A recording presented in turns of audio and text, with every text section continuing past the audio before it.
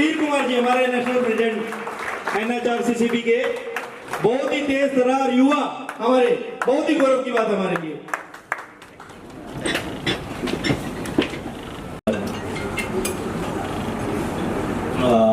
वीरों की भूमि करनाल जाना, यह भूमि जो है महाभारत से रामायण काल तक चिन्हित है और गौरवशाली इतिहास रखा है।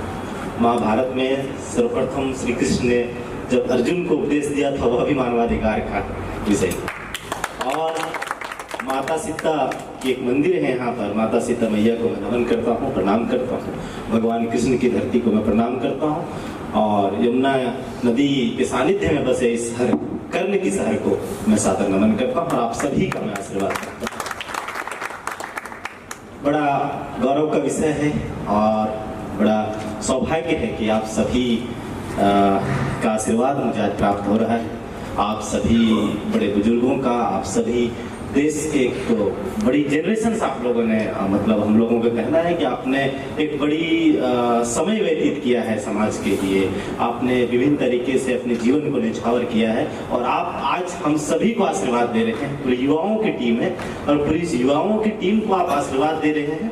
मैं आप सभी का तहे दिल से पूरी हरियाणा टीम का मैं हार्दिक अभिनंदन करता हूँ। पूरी राष्ट्रीय कार्यकारिणी की ओर से मैं आप सभी का हार्दिक अभिनंदन करता हूँ। और विषय हमारा यह मानवाधिकार का है। आज एक दिवसीय राज्य स्तरीय मानवाधिकार सम्मेलन है। कई सम्मेलन भी हैं पिछले 7-8 सालों में। एक 8 सालों का सफर मानवाधिकार के क्षेत्र में कार्य करना काफी चैलेंजेस रहती है। मानवाधिकार जहाँ अभी हमारे जज साहब बता रहे थे कि मानवाधिकार विशेष से अनभिज्ञ लोग रहते हैं, सच्चाई भी भारत की एक 80% आबादी जो मानवाधिकार को नहीं समझ पाती है। हमारे मानवाधिकार की विषय क्या है, हमारी मानवाधिकार है क्या एक्चुअली। लेकिन और मानवाधिकार के आपके राष्ट्रीय मानवाधिकार आयोग भी है, राज्य में भी राज्य मानवाधिकार आयोग है हरियाणा राज्य में, फिर हमारी क्यों जरूरत पड़ी भाई? राज्य में आपकी राज्य मानवाधिकार आयोग है, राष्ट्रीय मानवाधिकार आयोग है, लेकिन कहीं ना कहीं से उसकी स्थिरता, कहीं ना कहीं से उसकी आम जनमानस तक नहीं पहुंच NHRCCB जैसी संस्थाओं को उदय का कारण बनती है। NHRCCB ने पिछले 7 साल के एक सफर में लाखों लोगों के मानवाधिकार के लिए कार्य किया है, और उसका सीधा और सीधा योगदान आप सभी को है, जिन्होंने मानवाधिकार के क्षेत्र में एक उत्कृष्ट मानवाधिकार पूरे समाज के अधिकारों से निहित है, समाज की ज्वलंत समस्याओं से निहित है। समाज में जिस दिन व्यक्ति माँ के पेट के कोख से लेकर के मृत्यु तक उनके विभिन्न अधिकार निहित हैं, उसको पढ़ने की जरूरत है, उसको समझने की जरूरत है। संयुक्त राष्ट्र मानवाधिकार के अधिनियम 1948 की जो 30 मूलभूत अधिकार जो निहित हैं, उसको हमारे डायरी में भी प्रिंट है, उसको आप पढ़ें। गूगल में भी सिंपली गूगल में टाइप करके पढ़ें कि हमारे सार्वभौमिक जो मानवाधिकार क्या है, उससे आपको ये समझ में आ जाएगी कि मानवाधिकार हमारे लिए कितना महत्वपूर्ण है, आने वाली जनरेशन के लिए कितना महत्वपूर्ण है। और मानवाधिकार की कोई लड़ाई इसको हम नहीं कर सकते। मानवाधिकार एक संवेदनशीलता का विषय है। मानवाधिकार सीधा रूप से आपकी संवेदनशीलता को जागृत करती है। एक बड़ा अच्छा वाक्य मैंने शुरुआत में भी कहा कि जब भगवान श्री कृष्ण अर्जुन को उपदेश दे रहे थे तो किसकी लड़ाई थी? और ये कुरुक्षेत्र की धरती में, आपके हरियाणा की धरती में जिस चीज को उपदेश दे रहे थे वो मानवाधिकार की लड़ाई थी, अपने अधिकारों की लड़ाई थी, अपने जनरेशन को सेव करने की लड़ाई थी, एक सदियों की एक नई पहचान देने की लड़ाई थी। और वही उपदेश जो है सो कहीं ना कहीं से, इसलिए उसको आपके श्री कृष्ण से मैंने कोलैबोरेट इसलिए किया क्योंकि यह जो है धरती और यह जो आपकी हरियाणा है, कुरुक्षेत्र है, करनाल है, ये वीरों की धरती रही है। और वीरों की धरती में आप सभी का इस प्रकार से एकत्रित होकर के मानवाधिकार के लिए कार्य करना एक नए सूर्योदय के रूप में मानवाधिकार के लिए कार्य करने के लिए है। और खास करके हमारे बीच वैसे लोग हैं, हमारे बीच वैसे लोगों का आशीर्वाद है जो हमारे अभिभावक स्वरूप हैं, हमारे प्रेरणा स्वरूप हैं। हम विभिन्न प्रकार से मानवाधिकार के विषयों पर बात करते हैं, तो मैं आपको बताऊं कि एक संगठन के रूप में काम कर रहे हैं, तो मेरा दायित्व भी है कि हम आपसे 5 मिनट संगठन के बारे में आपसे बात करें और आपकी किस प्रकार से कार्यशैली होनी चाहिए और किस प्रकार से संस्थाएं कार्यशैली के रूप में कार्य कर रही है। श्री प्रभात जी हमारे बीच अभी बहुत सारी बातों को उन्होंने रखा, तो इसको मैं एड ऑन करते हुए आगे बढ़ते हुए मैं आपको बताना चाहता हूँ कि मानवाधिकार तब बहुत ही चिंतन का विषय हो जाता है जब मानवाधिकार की हनन आपके समाज में हो रही होती है और आप उसके लिए खड़े नहीं होते हैं। अब मानवाधिकार का विभिन्न हमारे बीच देखिए ह्यूमन राइट्स और क्राइम कंट्रोल दोनों शब्द हैं और दोनों शब्द एक दूसरे से रिलेटेड हैं। दोनों अगर किसी के साथ मानवाधिकार का हनन होगा तो ऑब्वियस सी बात है उसके साथ क्राइम भी होगा। और अगर कि ह्यूमन राइट्स को अगर कि हम कंट्रोल कर रहे हैं, मानवाधिकार पे अगर कि हम समझौता कर पा रहे हैं, अगर कि मानवाधिकार को रोक पा रहे हैं तो क्राइम ऑटोमेटिक नीचे होगी। हरियाणा जैसे क्षेत्र में मानवाधिकार की समस्याएं काफ़ी बढ़ी हैं और सिर्फ हरियाणा नहीं पूरे भारत में चिंता का विषय, हम सभी के लिए चिंता का विषय। मानवाधिकार के लिए हम सभी को एकत्रित होकर के कार्य करना बहुत जरूरी है। एक यह बहुत अच्छी चीज है कि मानवाधिकार के क्षेत्र में हमारे सभी साथी काम कर रहे हैं। अभी पत्र व्यवहार की बात आई कि हमारे साथी बहुत ज्यादा पत्र व्यवहार कर रहे हैं। That is the correct way. सबसे इम्पोर्टेंट चीज है मानवाधिकार के क्षेत्र में कार्य करने का। हमारे बीच एक रुपेंद्र सिंह साहब हैं, वो लगातार कई प्रकार की गतिविधियों में अवेयरनेस जागरूकता करते हैं। 2 पार्ट पे इसको करते हैं। एक जागरूकता आप सभी के लिए इसलिए है क्योंकि समाज को जागरूक आप सभी को करना है मानवाधिकार के विषय में। आप एक सिंपल समझें कि हमें किसी को कोई प्रकार की चीजें की जानकारी देनी है तो हम उसको जागरूकता के माध्यम से जानकारी दे सकते हैं। जो हम मानवाधिकार के क्षेत्र में बच्चों से लेकर के बड़ी बुजुर्गों तक उसकी जागरूकता होती है। दूसरी चीज है कि अगर मानवाधिकार की हनन हुई है तो उसको हम किस प्रकार से रोकेंगे। उसके लिए सबसे बढ़िया तरीका यह होती है कि आप एक बार प्रशासनिक पदाधिकारियों से बातचीत करें, नजदीकी थानों से, नजदीकी विभागों से आप एक बार बात सामंजस्य स्थापित करने की कोशिश करें। अगर उनके द्वारा नहीं मदद की जाती है तो आप पत्र व्यवहार करें। पत्र व्यवहार सबसे अच्छा तरीका होता है जो मानवाधिकार के लिए आपको संरक्षित करने की कार्य करेगी। आपके साथ अगर के मानवाधिकार का हनन हुआ है तो मानवाधिकार हनन की रोकथाम के लिए आपको बहुत उसमें एक मददगार साबित होगी। डिफरेंट कमीशन है, राष्ट्रीय महिला आयोग है, राष्ट्रीय बाल अधिकार आयोग है, राष्ट्रीय मानवाधिकार आयोग है, कई आयोग हैं और जो हम सभी के लिए बने हुए हैं। हमारे सभी के अधिकारों को रोकने के लिए, अधिकारों को जागरूकता के लिए बने हुए हैं, लेकिन हम लोग इस पर ध्यान नहीं दे पाते। एक सबसे बहुत ही अच्छी चीज यह है जिसको आप समझें कि मानवाधिकार में हमारे बीच अभी करीबन 25,000 कार्यकर्ता पूरे भारत में कार्य कर रहे हैं। मैं बड़ा गौरव के साथ कहता हूँ पिछले 2022 के राष्ट्रीय अधिवेशन में, नई दिल्ली के राष्ट्रीय अधिवेशन में महाराज साहब हमारे बीच हैं, उस अधिवेशन के साक्षी रहे हैं। कई और साथी हमारे साक्षी रहे हैं। 2023 के भी अधिवेशन में साक्षी रहे। 2022 के अधिवेशन में हमारे बीच राष्ट्रीय मानवाधिकार आयोग के 2 सदस्य उपस्थित थे। केंद्रीय मंत्री थे, कई लोग थे और कई काउंसिल जनरल थे, कई जज थे। दोनों के अधिवेशन में कई राज्यों में मानवाधिकार की अधिवेशन हुई, सभी लोग रहे। एक गैर सरकारी संगठन मानवाधिकार के क्षेत्र में किस प्रकार से एक उत्कृष्ट रूप में कार्य कर सकती है, यह NHRCCB ने एक बहुत अच्छे तरीके से पूरे भारत को बताने का कार्य किया है और वह कार्य हम अपने कार्यों के बदौलत हमने अपनी पहचान स्थापित कर कोशिश किया। NHRCCB पिछले 3 साल 19, 20, 21, 22 में सबसे ज्यादा केस जो राष्ट्रीय मानवाधिकार आयोग के पोर्टल में रजिस्टर्ड हुए थे वो NHRCCB के माध्यम से हुए थे और वो NHRCCB के समस्त साथियों के द्वारा हुए थे जिन्होंने पूरे भारत में NHRCCB मानवाधिकार के संबंधित मामलों को राष्ट्रीय मानवाधिकार आयोग के ऑनलाइन पोर्टल में रजिस्टर्ड हुई थी और उस पर सुनवाई हुई थी। ये हमारा कार्य करने का हमारा एक तरीका है। हम ये आपको बता रहे हैं क्योंकि हम सभी को कार्य करना है।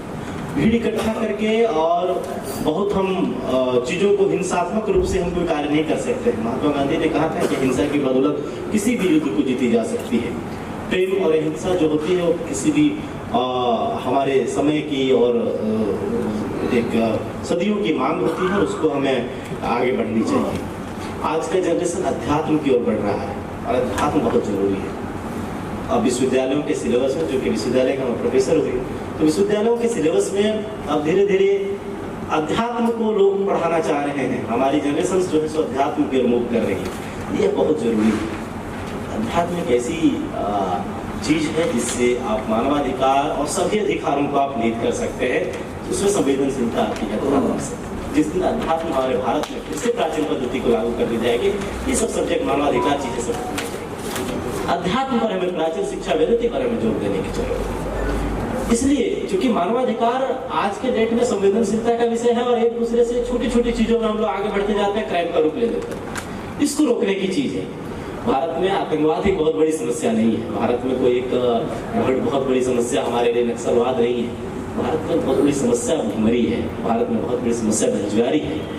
भारत में बहुत बड़ी समस्या हमारे लिए युवाओं का एक तरह से खास करके अभी हरियाणा का मैं कंसेप्ट पर बात करूँ, हरियाणा पंजाब ये सब हमारे लिए भारत में सबसे बड़ी समस्या नशीली चीज़ों का सेवन से है। इस पर हम कैसे रोक पाए, इस पर बात करने की जरूरत है। भारत की सबसे बड़ी समस्या भुखमरी है। हम भुखमरी पर कैसे रोक पाएं, ये हमें समझने की जरूरत है। भुखमरी के लिए भारत में किसी से मृत्यु होती है भुखमरी से, उसके लिए कोई व्यक्ति जिम्मेदार नहीं है। अगर कहीं जज साहब हैं और बताएं कि कोई जिम्मेदार नहीं क्या जज साहब, अगर कि हमारे यहाँ किसी की भुखमरी से मौत हो जाती है तो उसके लिए कोई व्यक्ति जिम्मेदार नहीं है। आपने किसी को जिम्मेदार बनाया ही नहीं तो भुखमरी मिटेगी कैसे? मैं इस खड़े मंच पे मैं हर जगह बोला हूँ, मैं आज भी बोलता हूँ कि उस भुखमरी के लिए वहाँ के कलेक्टर को आप जिम्मेदार ठहरा दीजिए, देख लीजिएगा भुखमरी उस दिन से खत्म हो जाएगी। किसी को जिम्मेदारी ठहराने की जरूरत है कि जिम्मेदार उस व्यक्ति के लिए जिम्मेदार कौन होंगे। भारत की न्याय व्यवस्था पर मैं सवाल नहीं खड़ा करना चाहूंगा ज्यादा, जज साहब भी है, लेकिन भारत की न्याय व्यवस्था क्या है ये किसी से छुपी हुई नहीं है। भारत की न्याय व्यवस्था और न्याय प्रणाली पर प्रश्न खड़ा एक लंबे समय से चलती आ रही है। वर्ष 2018 में मैं मैडम प्रेसिडेंट जो वर्तमान हमारे झारखंड की गवर्नर हुआ करती थी, अभी मैडम द्रौपदी मुर्मू उस समय तत्कालीन राज्यपाल हुआ करती थी झारखंड की, मैं एक उनके चैम्बर में गया और मैं एक स्टूडेंट था उस समय 2017 का दशक था, मैं स्टूडेंट था लिटरली में 2018 मेरी पुस्तक जो मानवाधिकार एक परिचय है प्रथम मेडिसिन की मैं वेट करने गया था। तो मानवाधिकार विषय पर उनकी इतनी अच्छी संवेदनशीलता थी कि एक स्टूडेंट को उन्होंने 15-20 मिनट जो है सो एक समय दिया और 15-20 मिनट तक जो उनकी बातें थी वो बातें 2021 की राष्ट्रीय संविधान दिवस पर उनकी वक्तव्य को आप सुनिएगा। एक एक बातें मुझे लगी थी कि वो मेरे द्वारा बोली गई मैडम का शब्द है कि मैंने उस बातों को मैडम के संज्ञान में लाया था और मैडम जब प्रेसिडेंट बनी तो उस बातों को उनके दिमाग में समझी, उनकी संवेदनशीलता कितनी थी, एक एक बातों को उन्होंने लाया था। भारतीय न्याय व्यवस्था और भारतीय संविधान प्रणाली पर उन्होंने सवाल खड़ा किया था कि हमारे भारत की न्याय व्यवस्था इतनी खराब है कि कोई व्यक्ति अगर के जेल में जाते हैं तो उनकी जेल से जब निजात होती है तब तक उसकी एक जनरेशन खत्म हो चुकी होती है। हम मानवाधिकार तब इसके लिए जरूरत पड़ जाती है, लेकिन ये कब तक आखिर चलता रहेगा? एक जनरेशन खत्म हो रही है, एक नई जनरेशन आ रही है, फिर जनरेशन खत्म होंगे, नई जनरेशन आती चली जाएगी। लेकिन हम सभी को एक संवेदनशीलता से समझने की जरूरत है, आप सभी को निष्कर्ष करने की जरूरत है, हम सभी को सोचने की जरूरत है। एक हम लोग आज बैठ करके यहाँ पर एक विवेचना, ये कोई सम्मान ग्रहण करने का एक कार्यक्रम नहीं है, ये एक चिंतन का कार्यक्रम है। चिंतन करने का एक विषय है कि हम इस अधिवेशन में क्या चिंतन करके हम समाज को क्या दे पाते हैं, इसको हमें समझने की जरूरत है। हमारे बीच यहाँ पर कई साथी हैं जो मानवाधिकार के क्षेत्र में बहुत बेहतरीन कार्य कर रहे हैं, लेकिन उनकी सार्थकता तभी पूर्ण होगी जब समाज को हम सुदृढ़ बना पाएं, मानवाधिकार मुक्त बना पाएं, और हम तभी बना पाएंगे जब हम सभी एक साथ एक मंच पर खड़े होकर के एक सांगठनिक रूप में कार्य करें। NHRCC भी एक वैसे मंच को प्रदान करती है जिसमें समस्त भारत के मानवाधिकार कार्यकर्ता एक साथ एक जगह मिल करके कार्य करती है। भारत में हजारों मानवाधिकार संगठन है, लेकिन NHRCC ने पिछले 7 साल में जो कार्य किया है मैं बड़े गर्व के साथ कहता हूं, और इसको राष्ट्रीय मानवाधिकार आयोग भी कहती है कि NHRCC भी पूरे भारत में एक अपनी बेहतरीन मुकाम और पहचान बना करके कार्य कर रही है, और उसका सीधा और सीधा श्रेय आप सभी को जाता है, आप तमाम साथियों को जाता है, और आप तमाम साथियों का कर्तव्य है कि हम मानवाधिकार के क्षेत्र में किस प्रकार से बेहतरीन कार्य कर पाए। मानवाधिकार के प्रचार प्रसार के लिए एक और भी चीजें हैं, हम लोग अभी नई कार्य कर पाएंगे। एक सम्मेलन काफ़ी नहीं होगा कि हम मानवाधिकार के क्षेत्र में बहुत बेहतर तरीके से, तो बेस्ट प्रैक्टिस हम लोग मानवाधिकार के क्षेत्र में कार्य करने की कोशिश करें। तमाम अंतिम पड़ाव में अगर कि हम बात करें तो आज हमारे जितने भी साथी सम्मानित हुए हैं उनको हम हार्दिक रूप से बधाई देते हैं और शुभकामनाएं देते हैं कि आपने जो समाज के लिए बेहतरीन कार्य किया है, यह सम्मान आप उसके लिए प्रदान किया गया है, लेकिन यह सम्मान उसके लिए भी है कि आने वाले समय में आप उनको और बेहतर कार्य करके समाज को लाभ पहुँचाएंगे। मैं समाज में आपके हमारे जो करनाल और हमारे हरियाणा के जो सभी साथी हैं, पूरे हरियाणा प्रदेश के जो सभी साथी हैं, मैं उनका हार्दिक आभार व्यक्त करता हूँ। हम आप सभी का हार्दिक अभिनंदन व्यक्त करते हैं कि आप सभी ने मुझे आमंत्रित किया और मुझे इस वीरों की भूमि पर आने का सौभाग्य प्राप्त हुआ। यह सौभाग्य आप सभी के माध्यम से प्राप्त हुई और इस भूमि में मैं इस भूमि का चरण स्पर्श करके मैं जाऊंगा और फिर उम्मीद करूंगा कि फिर इस वीरों की भूमि पर मुझे आने का सौभाग्य प्राप्त होगा और आप सभी से फिर से मिलने का सौभाग्य प्राप्त होगा। माता सीता की एक प्राचीन मंदिर है यहाँ पर, मैं अगली बार आऊँगा, समय मिलेगा तो मैं जरूर एक बार दर्शन करूँगा और कभी आऊँगा तो मैं कुरुक्षेत्र भी जरूर जाऊँगा कि भाई कुरुक्षेत्र की धरती है, इसमें हमारी जो इतिहास की जो भूमि है, इतिहास की जो एक मिट्टी है, उसका जो हमारी इतिहास है, धरोहर है, उसको किस प्रकार से बचाने की कोशिश की गई है। आने वाला समय में बिल्कुल मैं आऊँगा और आप सभी का आशीर्वाद लिए मैं पुनः आप सभी का धन्यवाद देता हूँ। और एक चंद पंक्तियाँ हैं बस इसलिए मैं बता रहा हूँ कि हम एक समाज के एक सिपाही हैं और एक समाज के रक्षा के लिए कार्य कर रहे हैं। तो मैं कहता हूँ कि मैं कोई मितमयीन पत्थर नहीं, समाज के अंधेरों को आप दूर करने की कोशिश कर रहे हैं। मैं कहता हूँ मैं कोई मितमयीन पत्थर नहीं, मितमयीन मतलब मरा हुआ, मैं कोई मितमयीन पत्थर नहीं, मैं उजालों हूँ अंधेरों के लिए। धन्यवाद। धन्यवाद जी, धन्यवाद राष्ट्रीय अध्यक्ष। बड़ा लास्ट की मैं एक पंक्ति आपको बहुत अच्छी चीज़ बताना भूल गया था, चूँकि ऐतिहासिक है। पिछले दिनों में कई जगह पे मैं काम किया हूँ, कई सरकारी संस्थाओं में काम किया हूँ, कई गवर्नर के साथ काम किया हूँ। हमारी कोशिश रही है कि तो एक बड़ा अच्छा वाकया है। मैं एक बार दिल्ली से, ये गाजियाबाद से मैं दिल्ली की ओर जा रहा था और कारकेट चल रही थी, मंत्री जी थे साथ में, बगल वाली सीट पर बैठा हुआ था, बातचीत चल रही थी। इसलिए मैं आपको बता रहा हूँ कि आप उसको अपने लाइफ से कोलैबोरेट कर पाएंगे। तो उन्होंने कहा कि रणधीर देख लो ये राइट साइड में बहुत बड़ा मकबरा बनी हुई है। तो एक सदियों पूर्व जो है सो मुगल सल्तनत के लोग सोच रहे होंगे कि ये मकबरा है हमारा, अजर अमर रहेगा, हमारी जो है सो यहाँ पर सदियों की विरासत चलेगी, चलती रहेगी और लोग कहेंगे कि भाई ये हमारा पूरा अजर अमर रहेगा। लेकिन उस मकबरा पे आज कोई दिया जलाने वाला नहीं, आज वीरान पड़े हुए हैं। बड़ी अच्छी बात है, ये आप अपने लाइफ से रिलेट करिएगा। लेकिन लोगों ने याद क्या रखा? लोगों ने याद क्या रखा? महात्मा गांधी के सिद्धांतों को याद रखा, महात्मा गांधी को याद रखा, विवेकानंद को याद रखा। तो मकबरे और बड़े बड़े बिल्डिंगें सब ऐसे ही बनी रह गई, धरी की धरी रह गई है।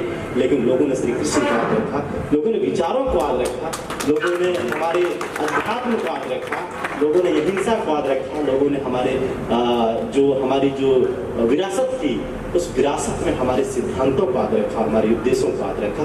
इसलिए जीवन में हमारी ये बिल्डिंगें, ये विरासत तो चलती रहेंगे, लेकिन आप खुद को किस प्रकार से समाज में स्टेब्लिश करते हैं, हम खुद को किस प्रकार से महात्मा गांधी के रूप में देखते हैं, हम किस प्रकार से समाज में विवेकानंद के रूप में देखते हैं, वो इतिहास याद रखेगी। तो बिल्डिंगें, विरासतें सब चलती रहेंगी। कुरुक्षेत्र भी है हमारे बगल में, सब कुछ है, लेकिन कुरुक्षेत्र को कृष्ण ने याद रखा।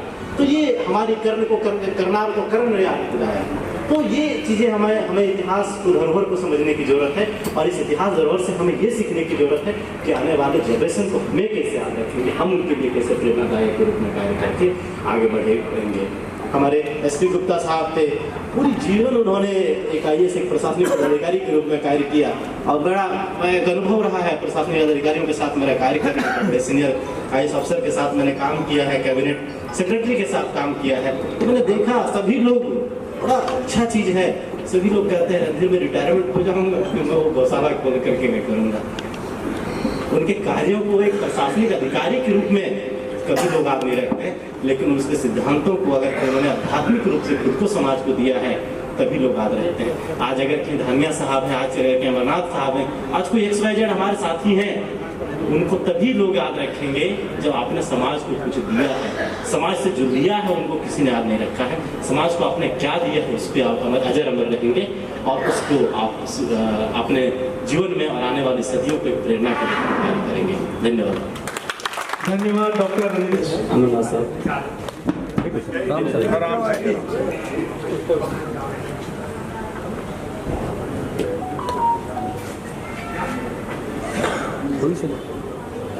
हमारे श्री अंडी गोयल जी इनकम टैक्स ऑफिसर जी को सम्मानित करते हुए हमारे राष्ट्रीय अध्यक्ष